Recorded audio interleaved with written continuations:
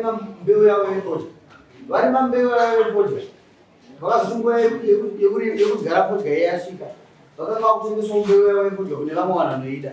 Saka kune mhuri yakavai vaviri anoemurume ari apapa, tinova mama venza mai musuna vauya havana kuuya. Vasvika nomurume vakati vavakuda fodya, vakawirirana zvakawirirana, kasi fodya yakazobiwa. Yabiwa, munhu akaonekwa ane matsimba, murume uyu njombo yake ikateedzwa, yakanga akapfeka ikasvika panani pane murume uyu, saizi yayo zvimwe chetezvo. Now uyu murume uyu auya, tikamuti uya miti yemasabhuku akabva auya, nokuti nyaya tikaona kuti kana kuramba chiitedza yakarebesa, akabva auya. Tikati uyu murume akadzishuwa, ini ndanga bhadhara $5 ndizvozvo. Inini wakati tikaenda kuona fodya, tengeswa fodya. Tikaenda kutengeswa fodya, wanditi mozodzo, wakadzoka tese namai Msonga. Pasana namai Msonga. Takaenda kudziwa fodya. Takadziwa fodya, ndakatenga fodya nese wakatitengesera ngeshoma nembotengesera $5. Handasi kumugona kuya kuita sekondinira. Ndakaenda ndamando kunozika sejoji marichi. Vandaenda kusunza yefodya, ndikaita zvavakatengesera. Vazooma mwana neusere vanhu ndashati fodya yangu. Ndashati fodya yenyu, ndini mashaya fodya yenyu zvanzi ndashaya fodya yenyu inini namai Msonga. Ndinyorera se kondusasweda ndasera fodya yangu. Ndati ko mashaya fodya yenyu ndini mukatitengesera nesi, mukapedzerana kutitengesera nesi. Zvadaro amai Msonga zvakaenda kumba kwavo, ife kuhoya kumba kwangu ini wataisa nesi yangu yefodya yanga ndikatenga kumwe nefactories kuti nesi neyawo yanga ndikatengesera kwakatengesera yanga iri mungoro. Murati chete yamatarisa chete motarisa kumba kune vandikasimba imwe chifodya. Wakaenda kutarisa wakaenda kumba kwangu nesi yefodya waishaya. Masiya pakuti njombo, masaona njombo yakafanana neyapo. Njombo yakaona. Njombo mambo, njombo dzakafanana. Plazi. Njombo asikupa imhozo. Tauraito kasi wakazouya kuti wakatedza kuona njombo yanga yakafanana neyapo waona kunda mavo. Nekuti hamuna mhozo. Imi hamuna mhozo izvozvo. Pasana kuri nyaya kutaura zvinhu zvakaitika kubiti pamuko. Pawakazouya wakati ndaona njombo. Njombo wakaiona kuchendo kusaidi kusiri kuduka kune nesi. Asi njombo dzakafanana neyani. Dzingangofanana nedzovamwe dzikamba. Mimi makadiktora njombo makaita nababa.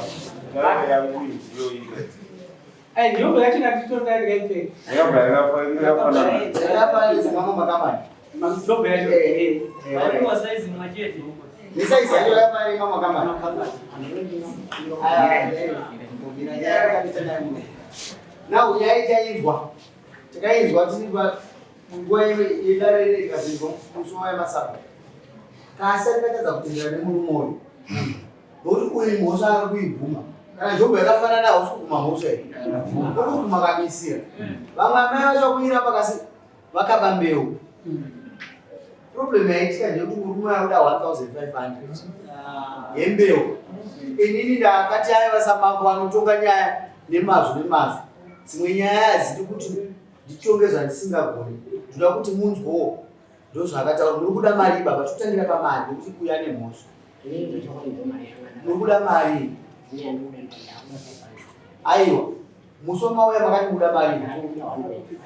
Vati wangoziva baba yakawanda chani, ndinokumbirawo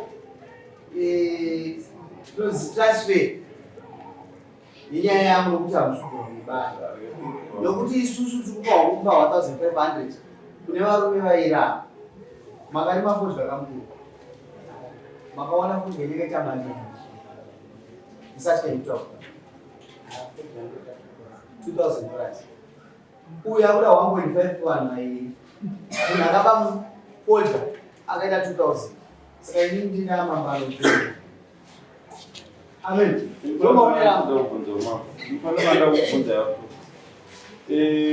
Nesi yanga mama ni mbeda 3. makatengesa mubhedha minga. Handine 6 mabhedhi e2 hectares. Ndeka. First season pakatanga kunyanya ndifana ndakadziwa ndikati 3 mabhedhi. Makadyara 3 mabhedhi.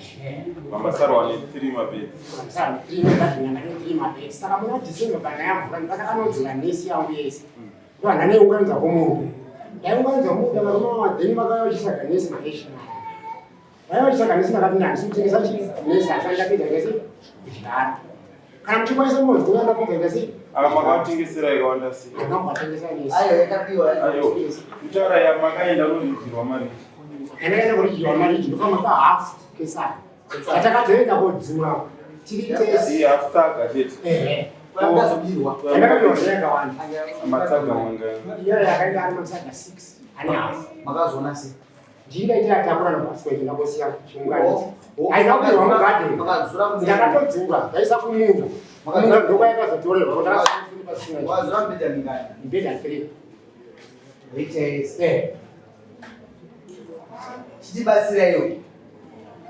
Saka makaza ndakaistimeza mari iyoyo nokuti handina chandakazobira. Handiswa mubvunzo. Ndofana ndakazitoisa taura kuzoroti. Pamusoro chakamira. Inoona sekuti mibhedha yatinotengesa seed ine price yayo. Imwe yacho inorenja 120, 150 depends kuti ikamera sei. So pamachajiro ndaiona kuti mibhedha ikapiwa nemari inotengeswa mabhedzi yaifana kungoti ndikapirwa mibhedha 3 times 120 or 3 times 8. Ikandipana kubatai. Pane chinyanja izoenda next week ndinenge ndichifunga. Wakapuwa mbeu 1 hectare inoita 1350 kunyepera. Wapuwa mbeu, wapuwa fertilizers nemishonga yacho yese. Ndikutaura 12 bags nemishonga neseeds. Zvese zvinoita 1350. Now murume uya uda 1500. Ndikudzokera mashoko akati. Ini ndikuti murume uyu kona. Ndakenda kuchina bags. Aichajwa 250. Ndizvo. Now you would have 500. Mauda 1500. Now today would have mari. So what's the name of the Ayo, pamusoro chakamira. Pamusoro. Ini ndikawadziwanira zvinotaura zvinokwanisa kutaura. Asi ini ndinokuona kuti chikere chiti hachisvika. Ndimuno chigedha manje kuti panogaika waona mari. Tautaura ndinoona ndikatopa izvo zvakataura. Aizana hai. Ndakatenda uri mwana wangu iye. Andikanyanya ndotransfer. Yangu ndotunga ndoga.